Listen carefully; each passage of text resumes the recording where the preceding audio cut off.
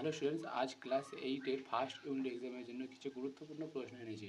তো আমাদের ভৌতবিজ্ঞান বিষয়ের উপর প্রথম চ্যাপ্টার ভৌত পরিবেশ থেকে, ঠিক আছে? দেখো, এবার ভৌত পরিবেশে তো তিনটে ভাগ, সেখানে প্রথম ভাগ বল ও চাপ। সেখান থেকে দেখো কিছু গুরুত্বপূর্ণ প্রশ্ন।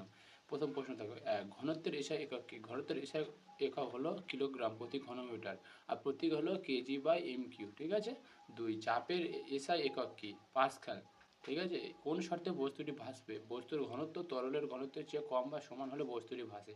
ওজন পরিমাপ করা হয় কিসের সাহায্যে? স্প্রিং তুলার সাহায্যে। বল পরিমাপের সমীকরণ কোথায় থেকে পাওয়া যায়? নিউটনের দ্বিতীয় গতিসূত্র থেকে।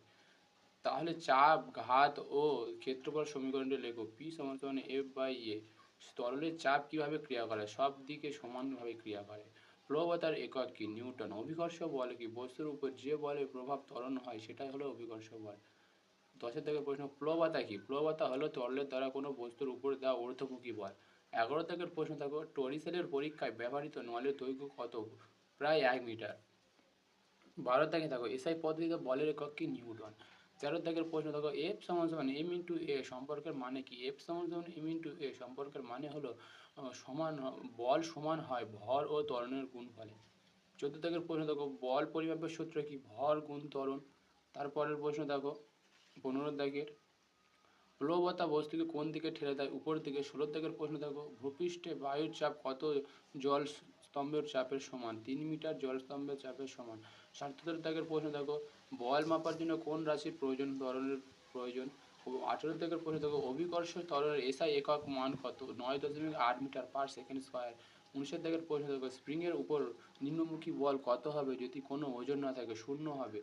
এবারে দেখো 20 দাগের প্রশ্ন, ঘর্ষণ বল তৈরি হতে কমপক্ষে কটি তল প্রয়োজন? 2টি। 21 দাগের প্রশ্ন দেখো, তরলের চাপ নির্ভর করে কোন বিষয়ের উপর? তরলের ঘনত্বের উপর। 22 দাগের প্রশ্ন দেখো, বস্তুর ভর নির্ণয়ের সূত্র কি? বস্তুর ভর সমান সমান বস্তুর আয়তন কোন বস্তুর ঘনত্ব। 23 দাগের দেখো, প্রমাণ বায়ুর চাপ কত? 76 সেন্টিমিটার পারদের চাপ। বল কাকে বলে? যে এইগুলো দেখো বড় প্রশ্ন, ঠিক আছে? 2 বা 3 মার্কসের। বল কাকে বলে? যে প্রভাব কোনো বস্তুর স্থিতি, গতি, দিক বা আকৃতির পরিবর্তন করতে পারে তাকে বল বলে। বল প্রয়োগ করলে বস্তু চলতে শুরু করতে পারে, থেমে যেতে পারে বা তার বেগ পরিবর্তন হতে পারে। এসআই একক হলো নিউটন, ঠিক আছে? বলের এসআই একক হলো নিউটন। 2 দাগের প্রশ্ন থাকো, নিউটনের 3টি গতিসূত্র বর্ণনা করো। প্রথম গতিসূত্র, জড়তার সূত্র। কোনো বস্তু স্থির থাকবে বা সমবেগে সরলরেখায় চলতে থাকবে যতক্ষণ না তার উপর কোনো বাহ্যিক বল প্রয়োগ করা হয়। দ্বিতীয় সূত্র দেখো, কোনো বস্তুর উপর প্রয়োগকৃত বল বস্তুর ভরের সাথে ত্বরণের গুণফলের সমান। তৃতীয় দেখো, প্রত্যেক ক্রিয়ার বিপরীতে সমান মানের কিন্তু বিপরীতমুখী একটি প্রতিক্রিয়া বল থাকে। 3 নম্বর প্রশ্ন দেখো, নিউটনের প্রথম সূত্র অনুযায়ী বল ও বেগের মধ্যে সম্পর্ক বর্ণনা করো। দেখো 3 দিকের প্রশ্নের উত্তর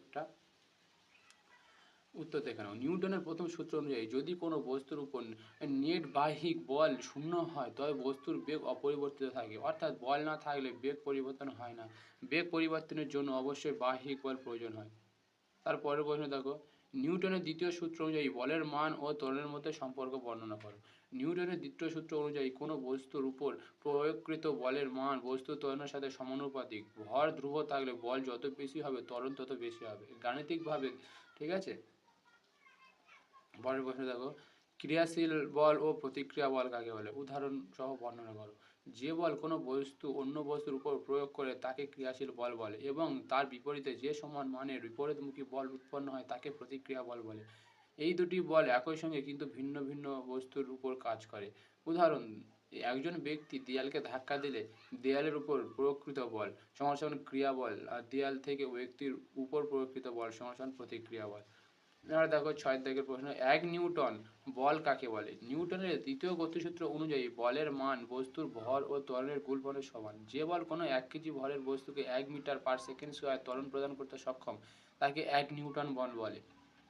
অর্থাৎ 1 নিউটন হলো বলের সেই পরিমাণ যা 1 কেজি ভরের বস্তুর বেগ প্রতি সেকেন্ডে 1 মিটার হারে পরিবর্তন করে। গাণিতিকভাবে দেখে নাও, 1 n সমান সমান 1 KG into 1 m per second square. 7 দাগের প্রশ্ন দেখো, এসআই একক এবং সিজিএস পদ্ধতিতে বলের একক কি? ভৌত রাশিগুলো মাপার জন্য বিভিন্ন একক পদ্ধতি ব্যবহার করা হয়। এর মধ্যে এসআই এবং সিজিএস পদ্ধতি উল্লেখযোগ্য। এসআই পদ্ধতিতে বলের একক হলো নিউটন, এটি আন্তর্জাতিক স্বীকৃত একক। আর অন্যদিকে সিজিএস পদ্ধতিতে বলের একক হলো ডাইন। এই দুই এককের মধ্যে সম্পর্ক হলো 1 নিউটন সমান 10⁵ ডাইন, ঠিক আছে? তারপরের প্রশ্ন দেখো, 8 দাগের, ঘর্ষণ বল কাকে বলে? যখন দুটি বস্তু একে অপরের সংস্পর্শে থাকে এবং তাদের মধ্যে আপেক্ষিক গতি ঘটে অথবা গতি হওয়ার প্রবণতা থাকে, তখন সেই গতির বিপরীতে যে বল কাজ করে তাকে ঘর্ষণ বল বলে। ঘর্ষণ বল সবসময় গতির বিপরীত দিকে ক্রিয়া করে এবং বস্তুর গতি কমাতে সাহায্য করে। দৈনন্দিন জীবনে হাঁটা, গাড়ি চলা, কলম দিয়ে লেখা সব ক্ষেত্রেই ঘর্ষণ বলের গুরুত্বপূর্ণ ভূমিকা রয়েছে। তারপরে প্রশ্ন দেখো 9 থেকে, ঘর্ষণ বল কোথায় এবং কিভাবে সৃষ্টি হয়? ঘর্ষণ বল সৃষ্টি হয় দুটি বস্তুর সংস্পর্শস্থলে। কোনো বস্তুর পৃষ্ঠ সম্পূর্ণ মসৃণ নয়, বরং এতে অসংখ্য সূক্ষ্ম অসমতল অংশ থাকে। যখন দুটি বস্তু পরস্পরের সংস্পর্শে এসে গতি করে বা গতি করার চেষ্টা করে, তখন তাদের এই অসমতল অংশগুলো একে অপরের সাথে আটকে যায়। এর ফলে গতির বিরোধিতার সৃষ্টি হয় এবং সেই বিরোধিতার ফলে ঘর্ষণ বল উৎপন্ন হয়। 10 দাগের প্রশ্ন থেকে নাও, স্থির অবস্থায় ঘর্ষণ বা স্থিত ঘর্ষণ কি? উদাহরণ দাও। যে ঘর্ষণ বল কোনো বস্তুকে স্থির অবস্থা থেকে চলতে শুরু করতে বাধা দেয় তাকে স্থিত ঘর্ষণ বলে। বস্তু যতক্ষণ না চলতে শুরু করে ততক্ষণ পর্যন্ত স্থিত ঘর্ষণ বল কার্যকর থাকে এবং প্রয়োগকৃত বলের সাথে সমান মান ধারণ করে। একবার বস্তু চলতে শুরু করলে স্থিত ঘর্ষণ বলের পরিবর্তে গতিশীল ঘর্ষণ বল কার্যকর হয়। উদাহরণ দেখে নাও। মেঝের উপর রাখা একটি ভারী টেবিল বা আলমারি ধাক্কা দিলে প্রথমে সহজে নড়ে না। এটি স্থিত ঘর্ষণের একটি বাস্তব উদাহরণ। 11 দাগের প্রশ্ন দেখে নাও। গতিশীল অবস্থায় ঘর্ষণ কি?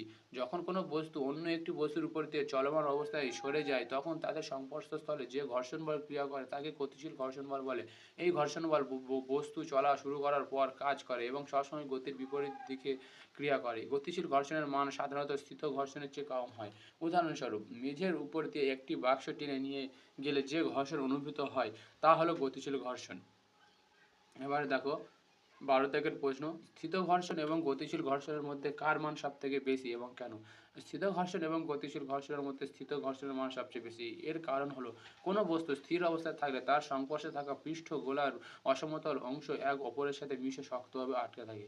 বস্তু চলা শুরু করার জন্য এই বন্ধন ভাঙতে বেশি বলের প্রয়োজন হয়, কিন্তু একবার বস্তু চলা শুরু করলে এই বন্ধন আংশিকভাবে ভেঙে যায়, ফলে গতিশীল ঘর্ষণের মান কমে যায়। 13 দাগের প্রশ্ন দেখো, সাইকেলের চাকায় বেগ বা ব্রেক যত চওড়া হবে, ব্রেক প্রয়োগ করলে চলন্ত সাইকেল তত সহজে থামানো যাবে। উক্তিটি ব্যাখ্যা করো। উক্তিটি দেখো, উক্তিটি সঠিক, ঠিক আছে। সাইকেলের চাকায় ব্রেক যত চওড়া হয়, চাকার সাথে ব্রেকের সংস্পর্শের ক্ষেত্রে তত বেশি হয়। সংস্পর্শের ক্ষেত্রে বেশি হলে ব্রেক ও চাকার মধ্যে ঘর্ষণ বল বৃদ্ধি পায়।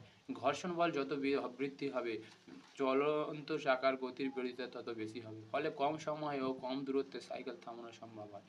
ঘর্ষণজনিত সুবিধা ও অসুবিধাগুলি লেখো। ঘর্ষণের সুবিধা, ঘর্ষণের জন্য আমরা সহজে হাঁটতে ও দৌড়াতে পারি, গাড়ি ও সাইকেল চলা এবং থামানো সম্ভব হয় ঘর্ষণের কারণে, কলম দিয়ে কাগজে লেখা সম্ভব হয় ঘর্ষণের জন্য, পেরেক দেওয়ালে আটকানো থাকে ঘর্ষণের জন্য। ঘর্ষণের অসুবিধা দেখো, যন্ত্রাংশ ক্ষয়প্রাপ্ত হয়, ঘর্ষণের ফলে তাপ উৎপন্ন হয়, শক্তির অপচয় ঘটে, যন্ত্রের কার্যক্ষমতা কমে যায়, গতি কমিয়ে দেয়, ফলে অতিরিক্ত শক্তির প্রয়োজন হয়।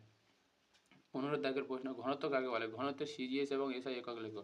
কোনো বস্তুর একক আয়তনে যে পরিমাণ ভর থাকে তাকে ওই বস্তুর ঘনত্ব বলে। অর্থাৎ ঘনত্ব হলো ভর ও আয়তনের অনুপাত। গাণিতিকভাবে ঘনত্ব সমান সমান ভর পার আয়তন। ঘনত্বের একক দেখে নাও তোমরা। ঘনত্বের একক সিজিএস পদ্ধতিতে গ্রাম প্রতি ঘনমিটার, আর এসআই পদ্ধতি কিলোগ্রাম প্রতি ঘনমিটার, ঠিক আছে। এবার 16 দাগের প্রশ্ন দেখে নাও। এক আয়তন বলতে কি বোঝায়? একক আয়তন বলতে একক আয়তন বলতে বোঝায় আয়তনের এমন একটি নির্দিষ্ট মান যার পরিমাণকে মানদণ্ড হিসেবে ধরে অন্যান্য আয়তন পরিমাপ করা হয়। অর্থাৎ যে আয়তনকে এক ধরা হয় তাকেই এক আয়তন বলা হয়। এসআই পদ্ধতিতে একক আয়তন হলো 1 ঘনমিটার এবং সিজিএস পদ্ধতিতে এক আয়তন হলো 1 ঘন সেন্টিমিটার। ঘনত্ব নির্ণয়ের ক্ষেত্রে এক আয়তনের ধারণাটি অত্যন্ত গুরুত্বপূর্ণ। 17 দাগের প্রশ্ন দেখানো, পারদের ঘনত্ব 13.6 গ্রাম বা সিসি বলতে কি বোঝায়? পারদের ঘনত্ব 13 গ্রাম 6 গ্রাম পার সিসি বলতে বোঝায় যে 1 ঘন সেন্টিমিটার পারদের ভর 13.6 গ্রাম, অর্থাৎ পারদের প্রতিটি একক আয়তনে ভরের পরিমাণ তুলনামূলকভাবে অনেক বেশি। এই কারণে পারদ অত্যন্ত ভারী তরল হিসেবে পরিচিত এবং এটি থার্মোমিটার ও ব্যারোমিটারে ব্যবহার করা হয়। 18 দাগের প্রশ্ন দেখো, একটি লোহার টুকরো জলে ডুবে যায় কিন্তু লোহার তৈরি জাহাজ জলে ডুবে না কেন? ব্যাখ্যা করে। এই প্রশ্নটা মোস্ট ইম্পর্টেন্ট, এবছরের জন্য একটু মন দিয়ে রেডি করবে, ঠিক আছে। লোহার একটি টুকরো, ছোট উত্তরটা দেখে নাও। লোহার একটি ছোট টুকরো জলে ফেললে তা ডুবে যায় কারণ লোহার ঘনত্ব জলের ঘনত্বের চেয়ে বেশি। কিন্তু লোহার তৈরি জাহাজের ক্ষেত্রে বিষয়টি ভিন্ন। জাহাজের ভিতরের অনেকটা ফাঁকা জায়গা থাকে, ফলে জাহাজের গড় ঘনত্ব জলের ঘনত্বের চেয়ে কম হয়ে যায়। এর ফলে জাহাজ যতটা জল স্থানাচ্যুত করে, সেই জলের ওজনের ভ্রমণ বা বেশি প্লবন বল জাহাজের উপর ক্রিয়া করে। এই কারণে লোহার তৈরি জাহাজ জলে ভাসতে পারে। 19 দাগের প্রশ্ন দেখো, বায়ুর চাপ কাকে বলে? পৃথিবী দেখো, বায়ুর চাপ কাকে বলে? পৃথিবীর চারপাশে থাকা বায়ু নিজের ওজনের কারণে পৃথিবীর পৃষ্ঠের উপর যে বল প্রয়োগ করে তাকে বায়ুর চাপ বলে। বায়ুর চাপ সব দিক থেকে সমানভাবে ক্রিয়া করে এবং আমরা সাধারণত এটি অনুভব করতে পারি না। তারপরে করে পারি না। উচ্চতার সঙ্গে সঙ্গে বায়ুর চাপ কমে যায়, কারণ উপরের দিকে বায়ুর ঘনত্ব কম থাকে। বায়ুর চাপের অস্তিত্ব ব্যারোমিটার দ্বারা পরিমাপ করা যায়। 20 দাগের প্রশ্ন দেখো, প্লবতা বলতে কি বোঝায়, এর বৈশিষ্ট্যগুলো লেখো। কোনো বস্তু যখন তরল বা গ্যাসের মধ্যে নিমজ্জিত থাকে তখন সেই তরল বা গ্যাস বস্তুটির উপর যে ঊর্ধ্বমুখী বল প্রয়োগ করে তাকে প্লবতা বা প্লবন বল বলে।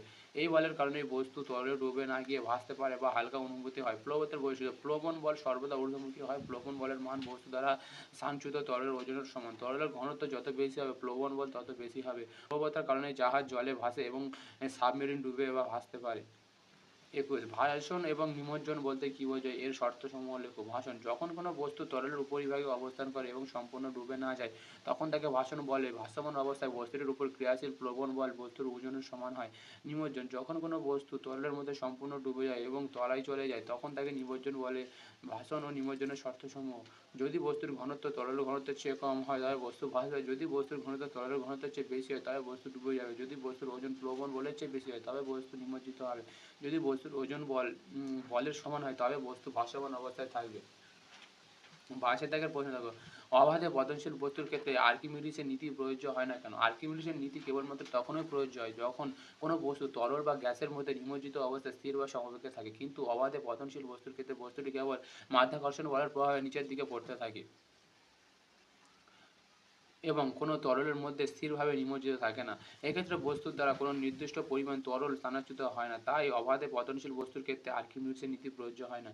23 দাগের প্রশ্ন দেখো, আর্কিমিডিসের নীতিটি কি? আর্কিমিডিসের নীতি অনুযায়ী কোনো বস্তু যখন সম্পূর্ণ বা আংশিকভাবে কোনো তরল বা গ্যাসের মধ্যে নিমজ্জিত হয় তখন সেই তরল বা গ্যাস বস্তুটির উপর একটি ঊর্ধ্বমুখী বল প্রয়োগ করে যার মান বস্তু দ্বারা স্থানাচ্যুত তরল বা গ্যাসের ওজনের সমান।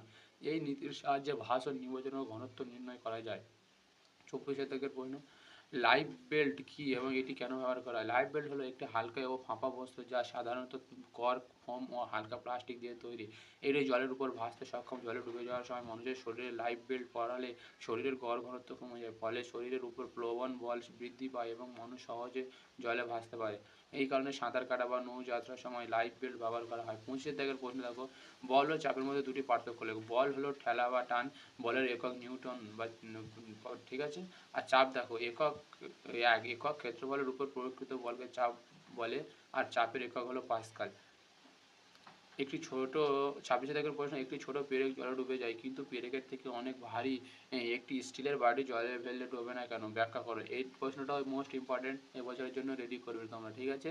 একটি ছোট পেরেক জলে ফেললে যে তা ডুবে যায় কারণ পেরেকের ঘনত্ব জলের ঘনত্বের চেয়ে বেশি এবং এটি খুব কম জল স্থানাচ্যুত করে, ফলে পেরেকের উপর ক্রিয়াশীল প্লবন বল তার ওজনের চেয়ে কম হয়। কিন্তু একটি স্টিলের বাটি আকারে বড় ও ফাঁপা হয় অনেক বেশি জল স্থানাচ্যুত করে, এর ফলে বাটির উপরে প্রয়োগকৃত প্লবন বল তার ওজনের সমান বা বেশি হয়। এই কারণে পেরেকের থেকে অনেক ভারী হওয়া সত্ত্বেও স্টিলের বাটি জলে ডোবে না, গিয়ে ভাসে। ঠিক আছে স্টুডেন্ট, এই করা প্রশ্ন তোমাদের রইল ফার্স্ট ইউনিট এক্সামের জন্য ভৌতবিজ্ঞানের প্রথম চ্যাপ্টার পার্ট 1-এর বল ও চাপ থেকে। ঠিক আছে, আর ভিডিওটি ভালো লাগলে তোমরা চ্যানেলটি সাবস্ক্রাইব করে দিও। ধন্যবাদ।